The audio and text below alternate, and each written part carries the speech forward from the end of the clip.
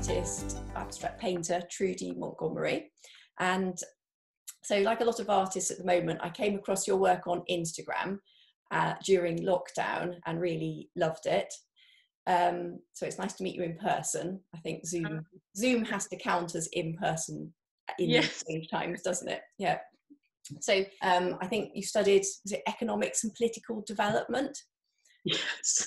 So not the obvious. I mean, it's quite interesting how many artists don't start in an obvious place. But so you started with something that doesn't sound terribly arty to start with. No, How did you go from economics and political development to a professional artist in 3 easy steps? Now, I mean, how did? Yeah.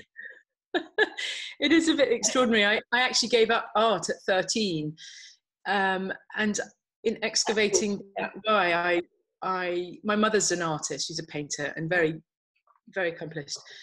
And right, I remember feeling at 12, 13 that I would compare myself to the drawings and the things that she would do, and ridiculously compared myself with all the experience that she had and the practice, because it takes practice to draw. Like, anyone can draw, but you do need to practice it. And I just made a decision that I wasn't going to be good enough at that, and so I shouldn't. So I gave up art, didn't do O-level even. And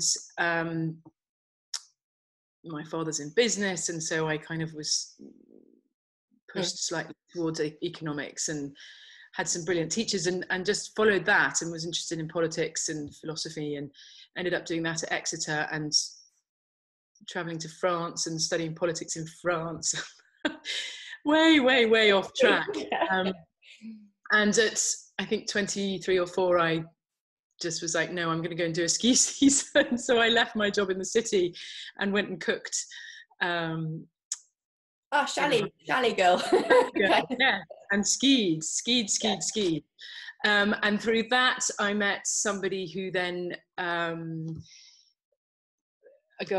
somebody's girlfriend who was starting up an office in London from an American software company, and they needed an office manager, and it was a bit of a step down from what I had been doing, but I guess I was capable, and I said, I'll do it. I'll learn the technology of what they were doing, because it was I had no idea about technology at that point, so I did a crash course, basically. I tried to pick it up, but eventually then was moved to their head office in Silicon Valley near San Jose in San Francisco. So I jumped at that at 28. I thought, right, this is more exciting than anything. Yeah.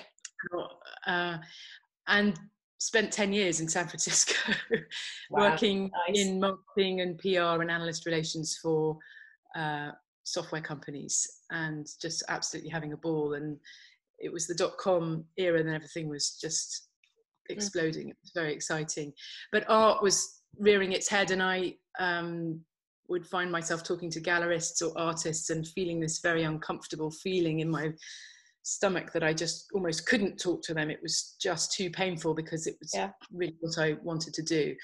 And through being on the West Coast, they're extremely, the self-awareness movement, as I would call it, or personal development, was huge. So people were finding out about themselves, and I became very attracted in that, and did some personal development courses, which really shone a light bulb in the fact that a lot of who I was made up, and wasn't really perhaps truly who I was. And so out of a course called Landmark Forum with Landmark Education, I decided that I would put on an art show and invite artists. I invited a jury to come and judge what would be people's slides in those days. It wasn't even JPEG images. It was, people had to make slides, and then I'd gather quite a lot of other artists as well. Yes, so I put out calls for entry, and with no experience really, I just kind of did it, and had people from the Bay Area, so Berkeley and Marin County and the San Francisco, San Jose Bay Area, and we had hundreds of entries, and we would sift through them, and we put on an art show with so I had galleries and curators and people who would judge it for me. So I wasn't doing the curating part, and I rented a building and we did all of this, and it was just fantastic fun. And I called it Blue Tangerine Art, which I subsequently made into a limited company.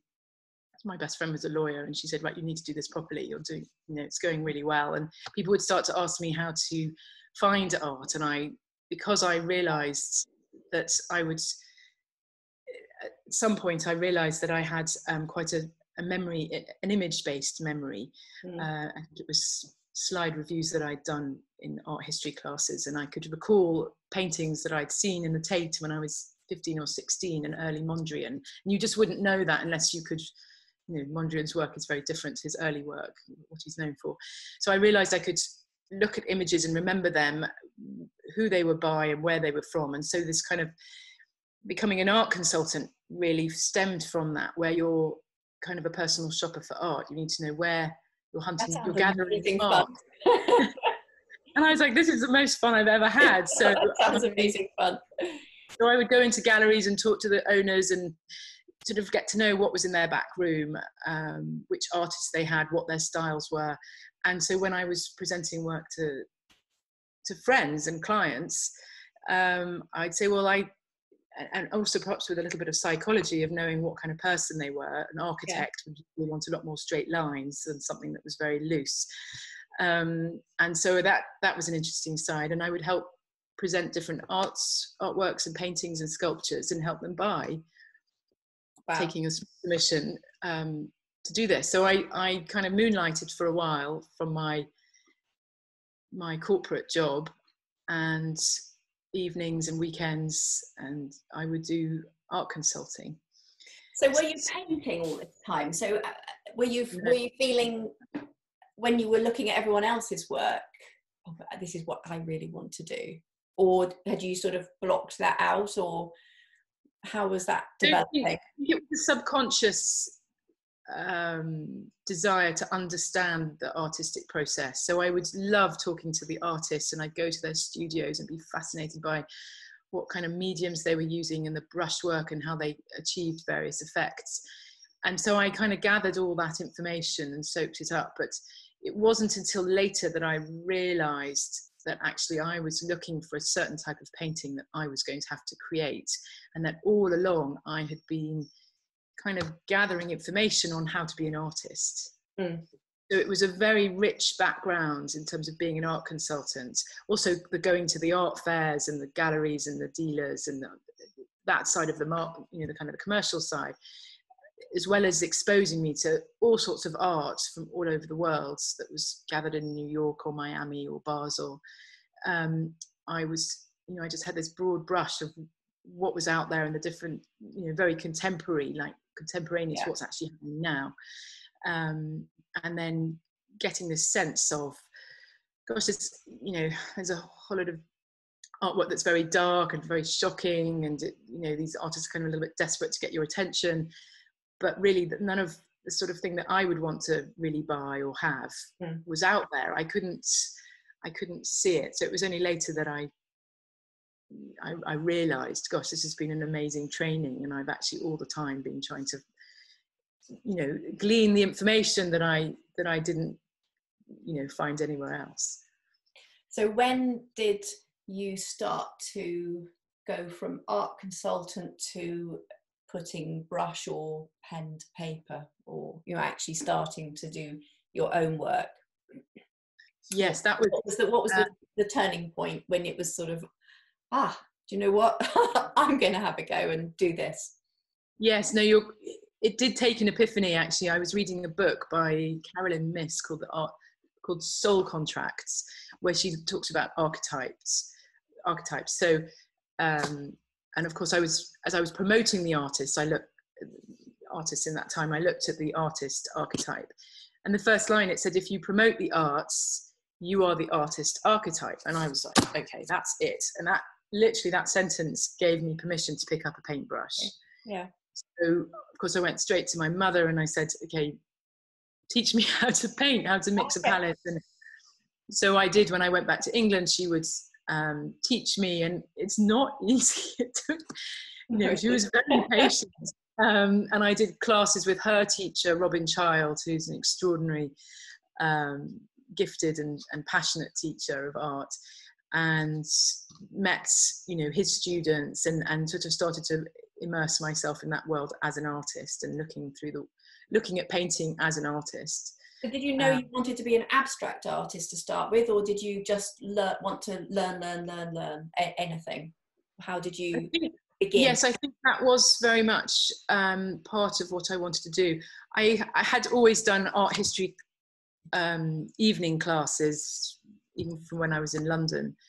So I had looked at a lot of art, and I was aware of the Impressionists and Cézanne, and, you know, all the way through. So I had a kind of a sense of the last, you know, couple of hundred years of art history.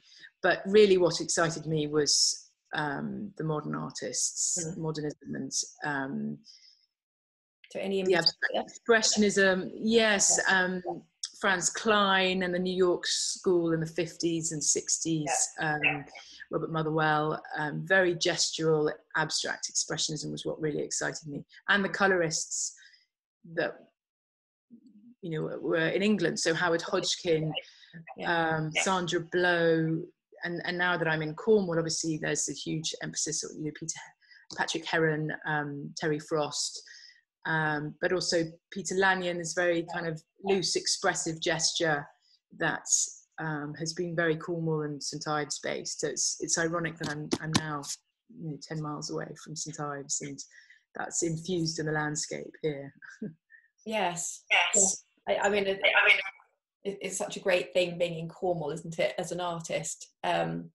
When did you move to Cornwall then? You were already an artist and then moved, or did it? Yeah, so I became an artist while I was still in San Francisco, and eventually moved to LA,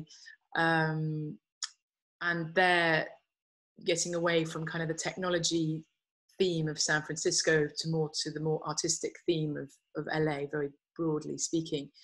I kind of really spent a lot of time painting in LA, and even actually it was when the recession of 2008, 2009 happened, that's when I moved to LA, and I thought, right, I'm going to give myself 3 months, and rented a studio in the middle of a field, actually, in a beautiful Topanga Valley, and I just painted and painted. And so in 2009, 2010, it's interesting, I really created a lot of paintings, and stepping away from the English way of painting and Robin Child's, with that little bit of background, and I was continuing to do his classes, I then really experimented with, you know, brighter colours, a bolder palette, saturated colour, and at scale, because that's what I was seeing. You know, people have big walls in California, and, you know, they like colour, and so I just kind of went for it and had permission to do that. I was made redundant from my job because of the recession. So that's what I did with my time, and I was sort of experimenting with would I like to move to LA, and I just loved it. So I moved all my stuff down from San Francisco and immersed myself in making great big paintings, and didn't really look back. I did continue to do art consulting, and I did it a little bit more nationally at that point, as things got going. But I had time to paint as well as be an art consultant. So there was this kind of forced push into really going for it. And sometimes you need a push rather than a leap. Yeah. Sometimes you need to be pushed rather than leap. A push and a leap, yes. But I did embrace it, and it was, it was fantastic.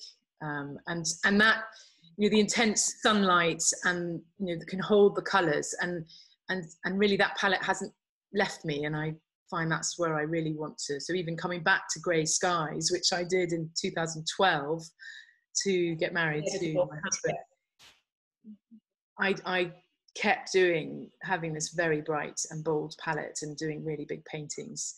Well, I was wondering that. So when you were starting to do a lot of painting in LA, how were those paintings, if they are different, or how is there any difference between that palette or that process and your process now? I mean, I'm assuming you've developing it, but how would you see it developing and changing? I look back on the paintings, and some of them are, you know, they're immature, and I didn't really know a great deal, or at least there's a difference between knowing it and hearing it in a class, you know, in an art course, and then actually being able to do it and integrate it. And there was this frustration of that gap. And I look at some of the work and I can see it's you know, it's a little bit too naive. But some of them I'm like, wow, actually that was really still holds up today. And I did eventually bring back all my paintings from storage in LA, and I've got them all here now. And yes, yeah, some of them are strong. They are really strong. So there was something happening in that very raw state that was allowing me to just kind of channel whatever it was that was coming through, and the simplification of shapes and symbols that arose in that early 2010, 2012 period that I'm still using now and going back to, and finding my way into the work. They find their way into my work.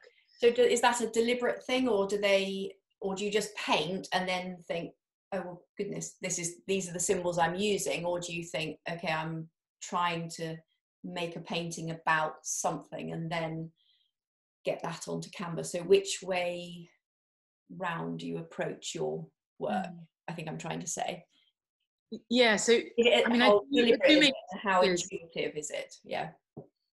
Yes, I mean, it's definitely on the more intuitive end of the scale, I would say. I do start with some sketches, and I will, when I do get stuck, I will really, it's more of a kind of a design and a layout that I might, shapes that I might play with. But it's frustrating because you can't make a painting in a sketchbook as you would want it. So it's really just a jumping off point. And then I move to the canvas or the board, and I have to let go of those early sketches quite quickly, actually, because otherwise you're painting by numbers, and you're forcing an outcome, and you're making a painting rather than discovering or finding it. And it's in finding it that you can't really find it till the end of the process, but you have to go through it, and there's a period of chaos and really letting go into just responding to the previous gesture, color, you know, turning the canvas, making sure that, you know, it's kind of balanced in lights and darks, and all these things are going on at the same time as you're in it. And it might take it does take several painting sessions to, you know, you stop where you can't go any further, or you feel that you've messed it up, and then you have to kind of go through this struggle and frustration, and then you get a bit tight, and then you're like, oh, I really can't stand it now, and then you know, go back into it with fury and vigor, and that's often when a breakthrough will happen. So you're don't care anymore, and that's actually the best part, when you just and you let go, and then the accidents, and you're being so forceful and vigorous, and that's when you can really push through into making a painting that, you know, is not the kind of painting that you know you can make, which is where it gets exciting. When you're not being too cautious. Yeah. Exactly, because a tentative brushstroke just looks unconvincing. Your painting, isn't it? It's, you know, it's very unsatisfying. So you have to be bold, and you have to be assertive, and, you know, that freedom of just going for it is what really then you get through, and then you have a breakthrough, and then you create something that you didn't know you were going to create, and it's nothing like your sketch. And that's okay. That's what you want, is to, you know, push through into this whole new arena. Do you then have a moment where you think, oh goodness, can I do it again? You can never do it again. No. You can't yeah. But the process is, I've noticed that that pathway is the same. Yeah. You can't short circuit it. You can stop too early, and that I often find that I've done that, and you've got to keep pushing through. If you stop too early, you just, you know, it's a nice painting, and it's kind of, you know, it may even be saleable, but it's not satisfying, and it didn't challenge you, and what's the point, really? So you've got to be willing to engage with that struggle. But it is I'm not interested in a comfortable life, you know, that comfortable Yes. Comfortable as death, you know. Yeah. You know, that's not where the excitement lies, and not, and you know, because you don't, and this is why I say art, and well, for me painting is a spiritual practice, because you're pushing into, you're discovering yourself through that. You discover, gosh, I did something I didn't know that I could do before, or there's a, you know, the painting is talking to you as you're making the work, and so you're responding to what it's saying. And yes, it's gesture and color and shape and line, but there is a dialogue that's happening, and so you're in this kind of unspoken communication with a creative piece of work. It's like nothing else I've experienced, and so you're really in it, and you're pushing through into something. You discover something about yourself, and that for me is endlessly fascinating. So how do you feel when you look at your work? So you're surrounded by it. How are you aiming to feel in a particular way, or how do you feel when you know a painting is just really said what you want it to say? It's a bodily reaction of going, oh. Literally, I'm like, oh, that's it. And you didn't know what the it was, but when it's there, your body relaxes, and there's this, ah. Or sometimes there's a moment of all my hairs stand up on my arm, and it's like, woof, something's just come through. And I feel that it's like anchoring a new frequency, or there's a, you know, because color is a frequency, it's a vibration, that, you know, there's a scientific wave that's measurable with each color. And so the combination of colors and composition, and then the aspect that was me that was creating it, is all encoded in a painting, which is why a print is just not the same as a real live painting that's kind of got my DNA in it, and the energetic snapshot in time of me creating that now. And so there's a bodily response that comes from standing in front of a painting. I mean, I have stood in front of a Rothko, and I literally was like, oh my God, I'm in the Tate, and I think I'm going to cry. You know, there's something about how the body responds to that frequency and intensity and the layers. And I'm not a scientist. I live on the intuitive side too much, but I know there's something going on, and I wish if anyone knows of scientific reports or somebody will going on, I'd love to know and read it, to sort of, I suppose, the rational side of my brain wants to know about that, but I know intuitively absolutely that there is something going on. And so that is the feedback when I'm standing in front of a piece of work. If I don't get that, isn't it, noise, then I've got to keep going. Yeah, I noticed that you've done a couple of courses that caught my eye. One was the Newlyn School of Arts the mentoring program, and CVP, which I noticed, of course, as well, because I did it during lockdown as well. Yeah. So how I don't know if you were able to talk a little bit about both places, and why you went on them and what they gave you. Yes, I did the Newlyn mentoring course when we first moved to Cornwall, which was 2016, so 4 years ago. And I actually got pregnant during that. So I was pregnant for most of the course, all of the course. And so I wasn't fully, you know, we moved our house and our farm to Cornwall. So it was kind of a full-on year. But having that structure was really helpful, not only for integrating into Cornwall and meeting artists, but to continue the conversation about artwork and showing your work. And they have some excellent teachers there who are involved with Falmouth University, and just the tradition of excellence of painting here in Cornwall, and drawing in all these different tutors. So it was wonderful to have access to them, and really, you know, they pushed me into thinking about work in a slightly different way. I created some mirror imaged paintings that were I was able to put onto aluminium. So I did this kind of, pushing out of painting into a different medium, which I then was able to exhibit through the connections that they had. So, it was a really, really fantastic year of developing, not just the creative side, because it wasn't really a studio practice, but we would come together. It was like a university course really condensed into a year, and I did their follow-on course as well. And then Creative Visionary Program, CVP, with Nicholas Wilton. That was something very different, and I did that last year when I just realised I couldn't get out with a small child to do all these courses or take a whole week off or immerse myself in quite the same way. So this was an online course, which, as you know, with all the different modules, and being able to do it at your own pace was fantastic. And just changing the medium, then it was acrylic, and you're working on these small panels, and just I think it's just having fresh input, and he's very encouraging, and there's a great deal of permission, isn't there, to just do. It's great, really. I quite miss it.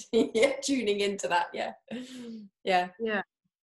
So I did quite a lot of works on there, and then that kept me going. It was just having that structure to have to show up each week and keep up with the videos was.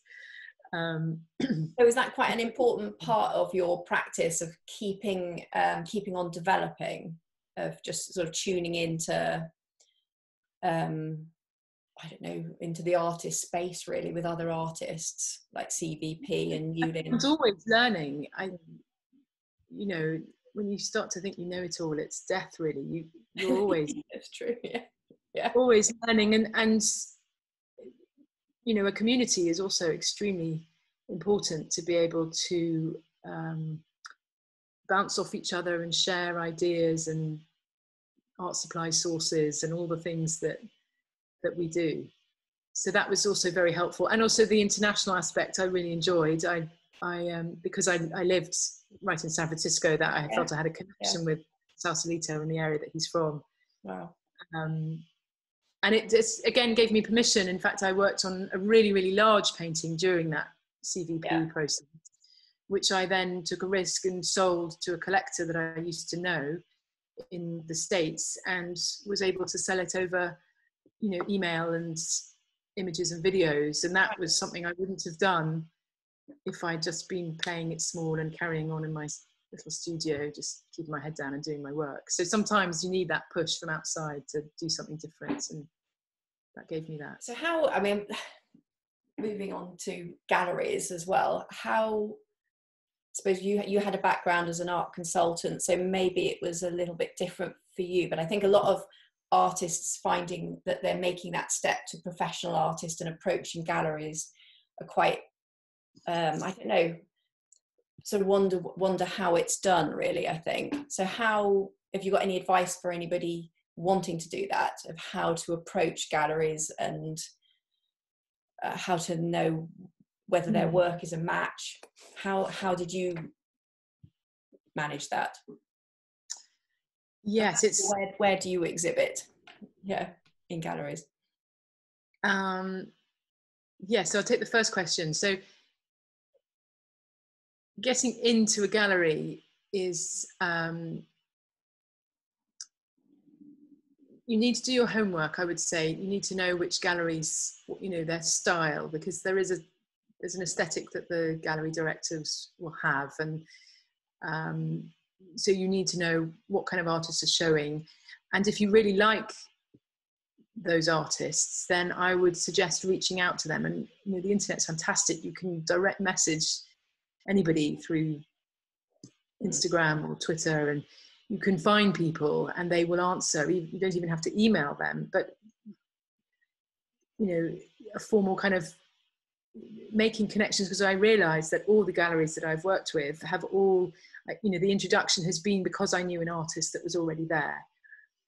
And that just means that when you email or when you contact them, or when you show up in person, you say, I know so-and-so, or they suggested that I contact you. So already they're going to look at your email and say, oh, okay. So they just give you an extra few moments. Now, if your work's not good enough, or a fit, or whatever the reason is, or if they've got somebody who's already filling that kind of aesthetic space in their gallery, they won't take you on.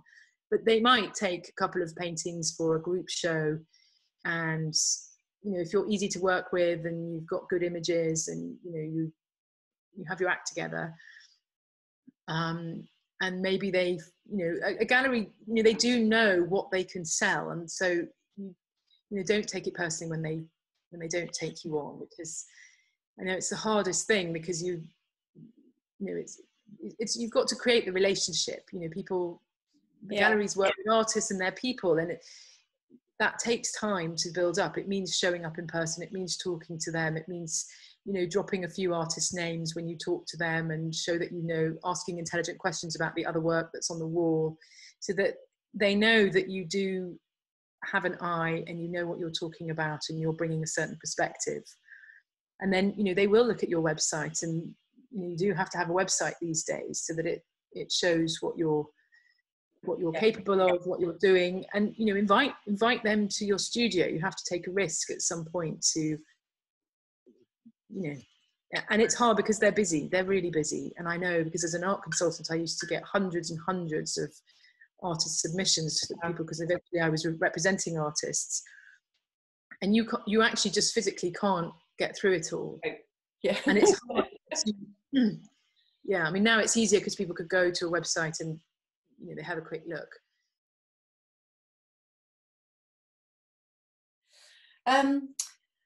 Right, so I thought it was lovely chatting to you, and I thought we'd end with a few shorts, if that's right. Yes. A few quick fire questions, just little arty questions. You ready? Okay, ready. Okay. So what's your favourite colour? Coral pink. It's interesting to me what colours I do reach for in the depending on my emotional state, or what I'm feeling in the world. But my real love is a kind of magenta pink, and also a kind of quite hard to find and to mix, a coral, but set against oranges and pinks. So that's the influence of India, and that kind of joyous outward expression, which is free and very feminine and kind of living out loud. And I love when that really starts to appear. In lockdown, it got quite heavy with the colder colours, with blues and blacks and darker burgundy colours, and I had to, I've still got a painting that it still needs to be significantly lightened, but I wonder if a lot of artists actually found that their palette changed a bit. I don't know. Yes, certainly the beginning was very dark. It was dark palettes for me, and then I would kind of push back out and try and there was a kind of breakthrough moment where things felt easier, and then I was able to go to brighter colours again. And I mean, I think you could see some on the easel at your moment, but there's that yellows and oranges and lime greens and a more tropical feeling. And actually I have now just finished a series of work that was really bright. So I decided that actually I really wanted to give myself permission to literally just do bright colours that were harmonious, and a little bit of each colour in each one, so that it hangs together as a harmonious whole. But that was, I suppose escapism really is allowing the colours to express this kind of real need for, there are positive things happening despite these dreadful headlines and this persistent insistence that we all are in this fear-based place, which I absolutely refuse, because I just do not want to be, fear is a virus as far as I'm concerned, and it is contagious. And so just wanting to block that out and go, no, who I really am is not that. I am free and vibrant, and life runs through me, and this is my true self-expression. Do you have a favorite painting tool or material, something that you cannot let go of in your studio? Probably the end of a palette knife that's broken, and I turn it the other way and gouge marks, scratch into things with. A bit like a chisel. Yeah. Do you like working on canvas or wood, like panels? I'm enjoying panels a lot at the moment, but Canvas still is easier to manage, and yeah, I'm a bit of a traditionalist. A bounce. Big or small? I think I know the answer to that one. Sketchbook and planning, or go with the flow and intuitive? Intuitive. And are there any, oh, this is not quite such a short question, maybe, well, short answer. So when you're working, how do you know whether the marks you're making feel really authentic to you, or is that never really a problem? I don't know. What kind of marks do you particularly love making? Is there anything that you love doing? And I don't mean particularly putting colour on, just gestural marks, anything like that. I mean, there's a kind of a loop and a hoop and a circle that has been persistent. Yeah. And there was the upturned V for a while, grounded within a landscape and a horizon line. Those things, that was from a certain body of work I did in 2012, when I realized I was kind of painting this womb type shape. So those, and that developed into what I call the union series, of this union of masculine and feminine, and